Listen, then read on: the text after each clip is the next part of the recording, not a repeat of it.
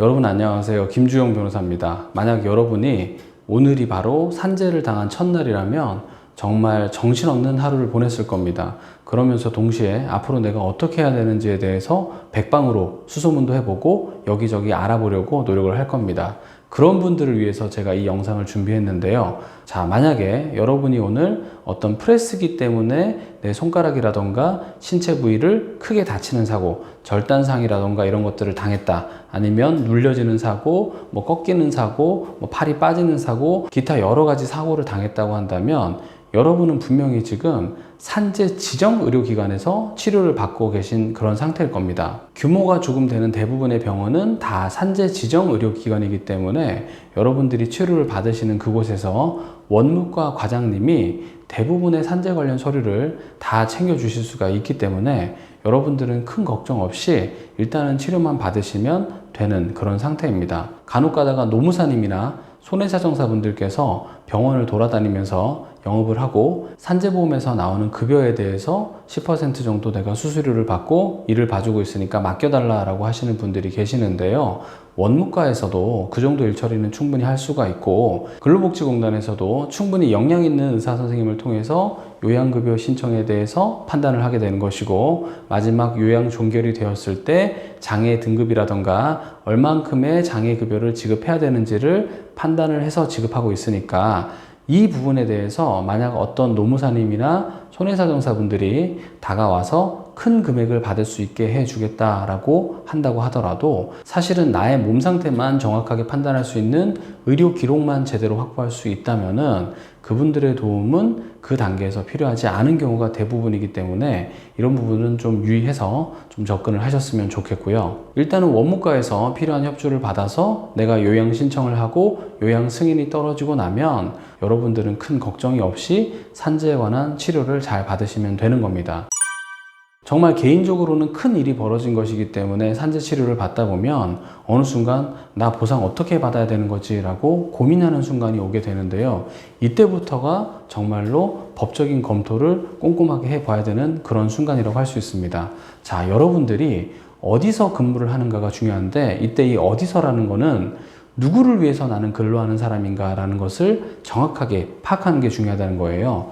저에게 상담을 오시는 분들 중에서 자신이 일하는 회사가 법인인지 아니면 개인사업체인지조차도 제대로 파악하지 못하고 오시는 분들이 계십니다. 쉽게 구분하는 방법은요, 만약에 내가 근무하는 사업체의 이름이 주식회사 땡땡땡땡 혹은 땡땡땡땡 주식회사라고 되어 있다면 나는 주식회사라는 법인을 위해서 일을 하는 그런 사람이 된 것이고, 그게 아니라 상호는 있고 결국 그 사람이 개인사업자로, 즉 사업자 등록증상에 개인사업자로 된 사람을 위해서 내가 근로계약을 체결하고 일을 했다라고 한다면 나는 특정한 개인을 위해서 일하는 근로자인 것이고, 결국은 내가 산재로 다 보상받지 못한 것에 대한 초과분도 그 개인에게만 청구를 하게 되는 것이기 때문에 내가 누구를 위해서 근로하는 사람인지를 정확하게 판단하는 것이 일단은 선행되어야 되겠습니다. 만약 내가 특정한 주식회사와 근로계약을 체결하고 일을 하다가 산재사고를 당했다면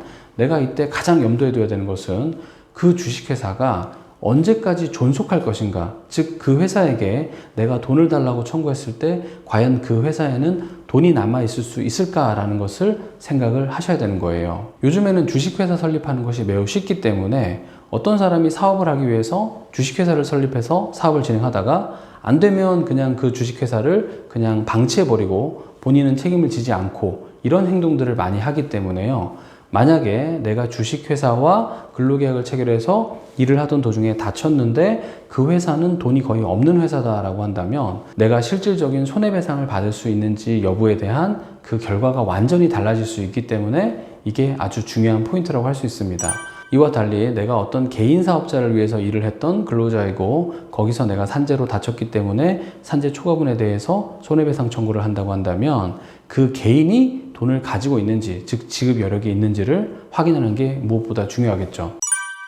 여러분들은 이제 몸을 좀 추스리셨으면은 실질적으로 산재 초과분이 나올 수 있겠는지와 그리고 산재 초과분이 분명히 있기 때문에 내가 손해배상 소송을 해야 된다고 한다면 피고를 누구로 잡고 어떤 논거로 나의 손해배상 책임이 있다라고 구성을 할 것인지를 변호사와 한 번쯤은 상담해 보시는 게 필요할 것 같아요. 자, 그리고 또 한 가지, 내가 산재 때문에 지금 입원을 해 있다라고 한다면은 나를 다치게 한 사람이 누구인지는 꼭 한번 되짚어 보셨으면 좋겠습니다.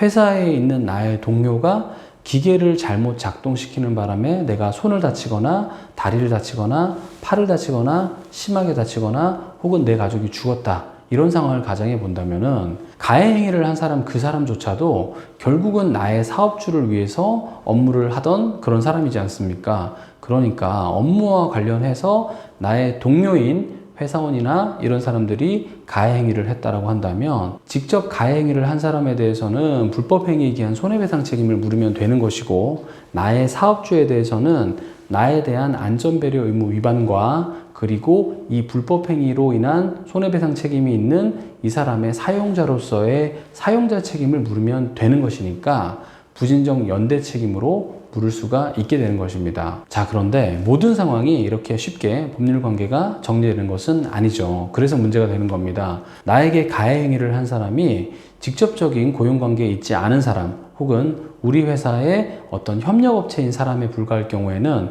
과연 누구를 상대로 어떻게 논리 구성을 해서 내가 손해배상 청구를 할 수 있을까라는 것을 고민을 해 보셔야 되는 겁니다. 아파서 지금 병원에서 치료받고 있는 사람이 이 모든 것을 파악하고 진행하는 것 자체가 현실적으로 쉽지가 않겠죠. 그래서 제가 뭐라고 얘기를 하는 거냐면은 나에게 가해 행위를 한 사람을 나중에 용서를 해주는 한이 있다고 하더라도 우선은 업무상 과실치상이나 사망한 경우에는 유가족이 업무상 과실치사로 고소를 하는 것이 필요하다라고 이야기를 하는 겁니다.